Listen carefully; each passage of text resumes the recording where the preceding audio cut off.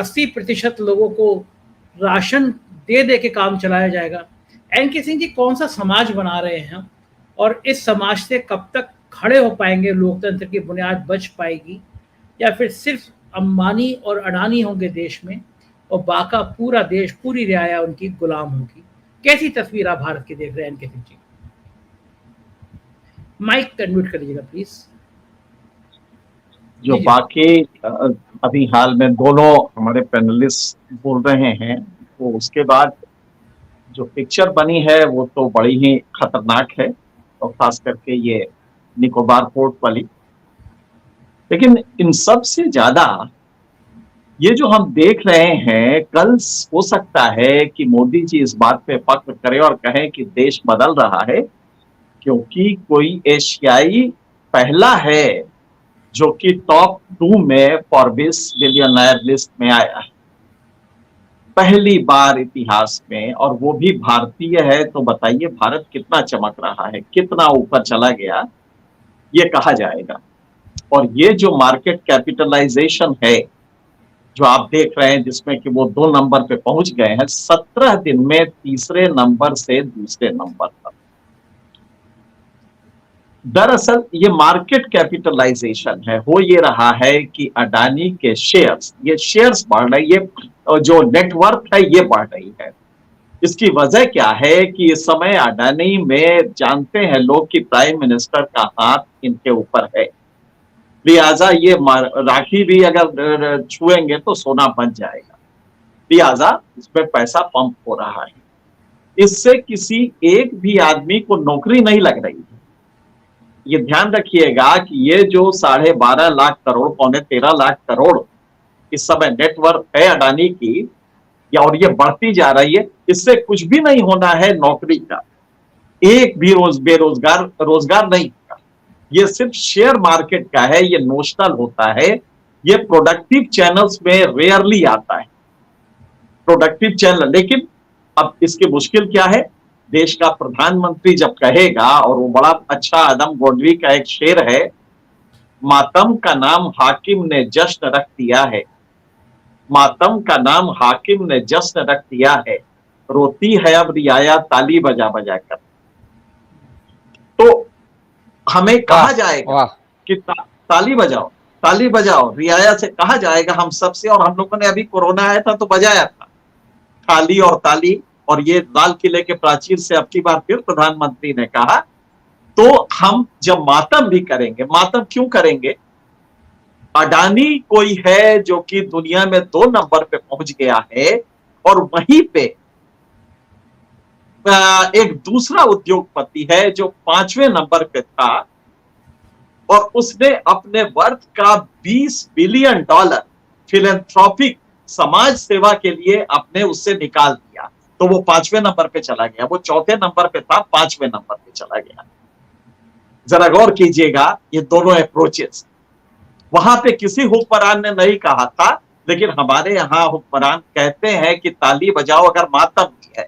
मातम है कैसे? अभी अभी तो आया है ह्यूमन डेवलपमेंट इंडेक्स में हम 2 खाने नीचे चले गए। खबर ये बताई गई कि साहब वो तो ऐसा हुआ था ना, कोरोना की वजह से चले गए थे, तो 2 खाने अगर आप नीचे गए हैं तो कोई दूसरी कंट्री उस दूसरे खाने पे आई है ना, जिसपे आप थे पहले, तो वो तो नीचे, उसके अभी कोरोना होगा। तो दरअसल ये कोरोना नहीं था, इसमें हुआ ये कि जो हमारे यहाँ कहा गया कि 5 लाख लोग कोरोना में मरे हैं, वो जो WHO ने 50 लाख कहा था वही फिगर है। और उसी फिगर के बेसिस पे जब ह्यूमन डेवलपमेंट इंडेक्स बना तो उसमें एक पैरामीटर होता है लाइफ एक्सपेक्टेंसी, वो अचानक कम हो गई जिसकी वजह से ये हुआ है। तो उसमें भी सरकार ने झूठ बोला था और हमको ताली बजवा दिया था, जबकि हमारे घर में मातम हो रहा था, लेकिन उसमें भी ताली बजवा दिया कि नहीं नहीं 5 ही लाख मरे हैं, 50 लाख कहां मरे। और ये कह के हमसे कहा गया कि टार्च जलाओ, ताली बजाओ, देश तरक्की कर रहा है। तो प्रॉब्लम वहां है कि आप एक पैराडॉक्सिकल सिचुएशन में, विरोधाभासी सिचुएशन में है, जिसमें सारे ह्यूमन डेवलपमेंट के पैरामीटर्स जमीन पे आ रहे हैं, बहुत तेजी से आ रहे हैं।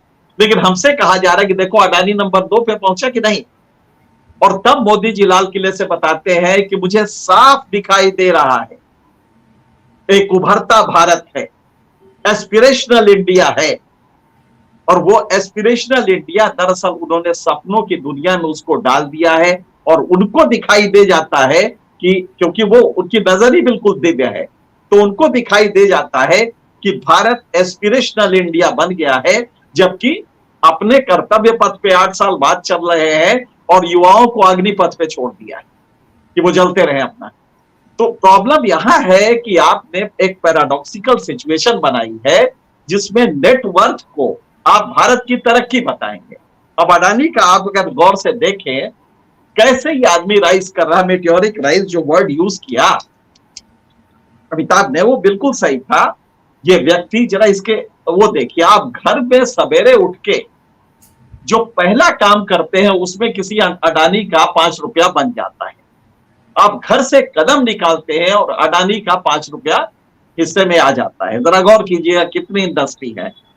Adani Wilmer, Adani power, Adani port, Adani enterprises, Adani gas, Adani transmission. ये आप जानते हैं कि पावर ट्रांसमिशन सेक्टर एक अलग है, जनरेशन अलग है और डिस्ट्रीब्यूशन तीसरा सेक्टर है।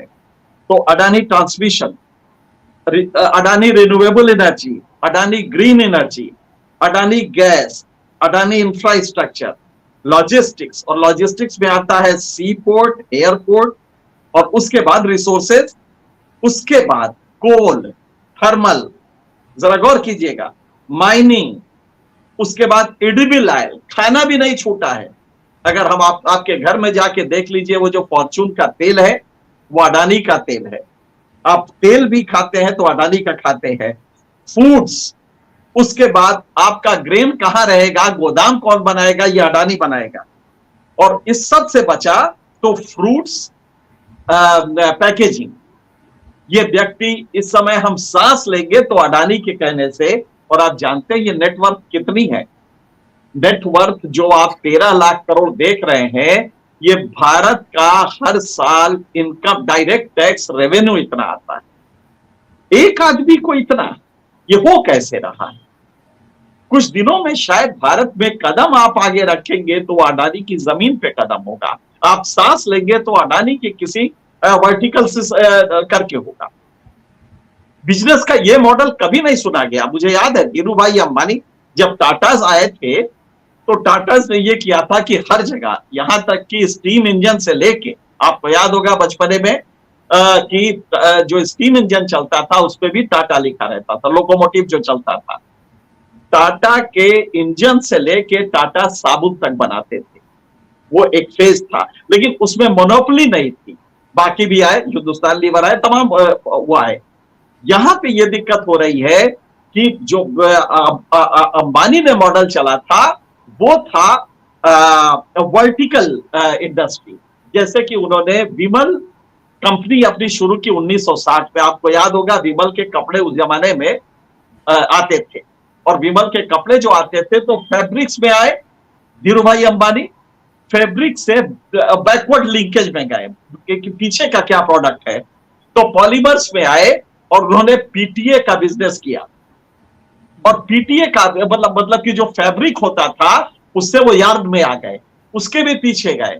वो जो यार्न बनता था जिस केमिकल से, उस केमिकल की सप्लाई ले ली, उससे भी नहीं हुआ तो उन्होंने पेट्रोलियम, जिस पेट्रोलियम से बनता था वो लिया, उसके बाद नेफ्था लिया, और नेफ्था के बाद लेटेस्ट था केजी बेसिन, जिसमें कि वो एक्सप्लोरेशन में भी आ गए, ऑयल एक्सप्लोरेशन में।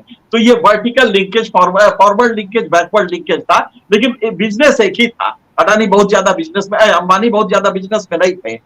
इस आदमी ने मोदी के आने के बाद उसको ये लग रहा है कि किसी चीज में हाथ लगाओ। कल कोई ताज्जुब नहीं कि देश में कूड़ा ढोने का काम कौन करेगा, तो वो करेंगे अडानी। उसी का प्रोडक्ट होगा, उसी वही कूड़ा बनेगा और वही ढो के अडानी ले जाएगा। आपके जेब का हर पैसा जो निकलेगा वो अडानी के यहां जाएगा। और ये सिर्फ इसलिए है कि देश में उसको एक अजीब सा एक फैसिलिटी मिली है बिजनेस करने की। हमें इससे भी दिक्कत नहीं है। अगर ये इंडस्ट्रीज जॉब ओरिएंटेड होती, ये कैपिटल इंटेंसिव है, ये जॉब ओरिएंटेड नहीं है, नतीजा ये हो रहा है कि इससे जॉब नहीं लगने जा रही है। अडानी सिर्फ आपका मार्केट सेब का कैप्चर करके, जो आपने उदाहरण दिया वो सच है कि हम सेब खाएंगे, तेल खाएंगे, ऐसा कोई प्रोडक्ट नहीं जो हम खाएंगे उसमें अडानी का ना हो, दाल होगा तो अडानी का होगा। तो आप समझ सकते हैं कि ये मोनोपोली कितनी खतरनाक हो रही है। लेकिन यहां भी चिंता नहीं है। डेवलपमेंट पैरामीटर्स पे आप आ जाएं, कौन सी सरकार होगी जो लाल किले की प्राचीर से कहेगी मुझे साफ दिखाई दे रहा है कि एस्पिरेशनल इंडिया बन रहा है, और उसी के 3 दिन पहले रिपोर्ट आएगी कि हमारे 10 में से 9 बच्चे जो पैदा हो रहे हैं वो मिनिमम एक्सेप्टेबल न्यूट्रिएंट्स उनको नहीं मिलते हैं, मिनिमम एक्सेप्टेबल न्यूट्रिशन नहीं मिलता है। वो सरकार कह रही है कि भारत एस्पायर कर रहा है, एस्पिरेशनल इंडिया बन रहा है, तो वो एक सपना दिखा के इन गरीबों को मारता जा रहा है। मुश्किल ये है कि हमारा समाज उन सपनों में मुतासिर हो जा रहा है। जो रोज सपने दिखाए जा रहे हैं, पहले 17-15 लाख जेब में आने की बात कही गई, वो खत्म हुआ, तो उसके बाद नया सपना कि किसानों की दूनी हो जाएगी। आप देख रहे हैं किस तरह वो सपने दिखाए जा रहे हैं, और अब कहा जा रहा है एस्पिरेशन। जब तक एक सपना टूटे तब तक दूसरा सपना ठोक दो और उसको स्वप्न लोक से निकलने न दो।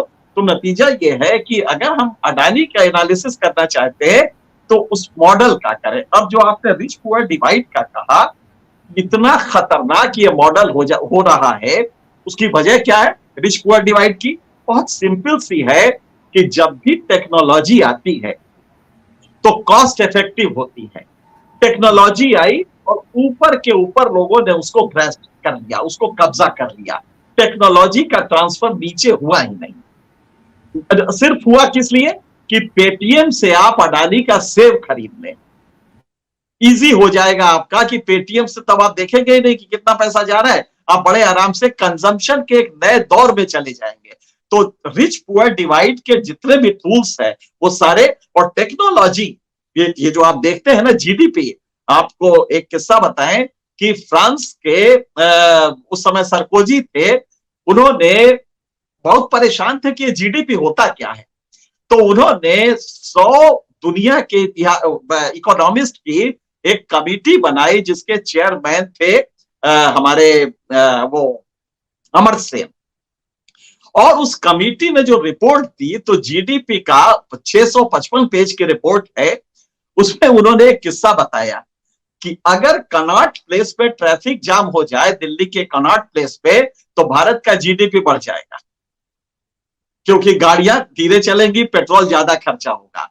अगर किसी सीमेंट की फैक्ट्री ने पैसा घूस दे के और अपने यहां सीमेंट जो फ्यूम निकल रहा है, जिसमें फ्लाई एश कंटेंट निकल रहा है, अगर उसको ठीक नहीं किया कि 2 करोड़ का प्लांट कौन लगाए, इसके लिए उसने इंस्पेक्टर को 5,000 रुपया घूस दे या हर महीने, तो आप ताज्जुब करेंगे कि उससे कम से कम 200 गांवों में आसपास के बिसिनोसिस और उसकी लंग्स की बीमारी होगी।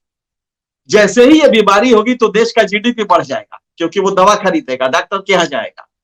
ये एक फॉल्टी सिस्टम है। सोचिए जरा, जिस दिन हम 5वें, आपने देखा ना, जिस दिन हमने ब्रिटेन को क्रॉस किया, उसी दिन हमारी ह्यूमन डेवलपमेंट इंडेक्स की रिपोर्ट आई, जिसमें हम 2 खाने नीचे चले गए थे। लेकिन किसी ने समझा, किसी को समझ में आई कि यार ये ब्रिटेन को क्रॉस कर गए हम, ये है क्या चीज? हम ब्रिटेन को जीडीपी में क्रॉस करें तो वो जीडीपी अंबानी के यहां, अडानी के यहां पहुंच रहा है। अगर अंबानी बिना धुआं उगले कोरोना काल में हर घंटे 90 करोड़ रुपया कमा रहा है, जो कि आपके रिकॉर्ड पे है, आप जानते हैं कि इसका असेसमेंट आया था, तो अगर वो कोरोना काल में कोई फैक्ट्री नहीं चल रही थी, कुछ भी नहीं हो रहा था, तब अगर अंबानी हर घंटे 90 करोड़ कमाता है बिना कुछ किए हुए, तो जानते हैं ये रुपया होता कितना है? एक मजदूर को इस अमाउंट को 1 घंटे की आमदनी कमाने के लिए 90,000 साल काम करना पड़ेगा, और बिना बीमार हुए। उसको कभी बीमार नहीं पड़ना पड़ेगा, तब 9,000 साल काम करना पड़ेगा, तब जाके वो 90 करोड़। आप जरा सोचिए, एक अंबानी बैठा बैठा 90 करोड़ 1 घंटे में कमाता है। ये वो अमाउंट है जो एक मजदूर 9,000 साल में कमाएगा। इतना बड़ा पैराडॉक्स, और इसके बावजूद हम कह रहे हैं, फिर हम सब लोगों ने सजेस्ट किया और लगातार करते आ रहे हैं कि भाई कम से कम जीडीपी टैक्स जीडीपी रेशियो तो बढ़ाओ, ताकि कम से कम अगर जीडीपी आपका बढ़ रहा है और इसको जीनी कोएफिशिएंट कहते हैं, रिच पुअर डिवाइड भी बढ़ रहा है आपके इकोनॉमिक मॉडल की खराबी की वजह से, तो खुदा के लिए कम से कम टैक्स तो ले ले यार। इस अडानी से जो 2 नंबर पे पहुंचा है, टैक्स तो ले ले, और इतना ले ले कि हमारे गरीब के चेहरे पे भी मुस्कुराहट, उसके बच्चे स्कूल में जाने लगे, उसको एजुकेशन पे खर्च स्टेट पब्लिक सेक्टर का ज्यादा होने लगे। तो उसको जब जब कहा जा रहा है तो फिर नहीं साहब, इससे मार्केट सेंटिमेंट खराब होता है।